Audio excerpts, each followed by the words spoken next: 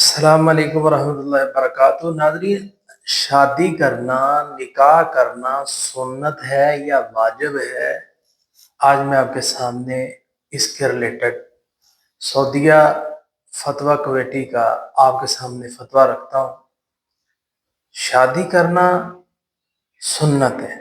آپ کے پاس طاقت ہے، پیسہ ہے، آپ شادی کریں۔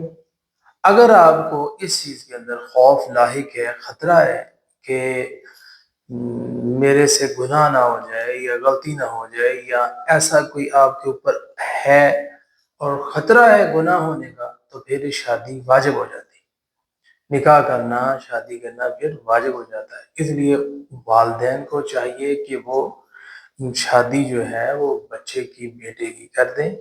اور اس کے ساتھ ساتھ اگر آپ کو ایسا معاملہ نہیں ہے تو پھر سنت ہے، اور سنت النکاح سنتی، نبی صلی اللہ علیہ وسلم فرمایا نکاح میری سنت ہے، جو میری سنت سے منہ پھیرتا ہے وہ ہم سے نہیں ہے۔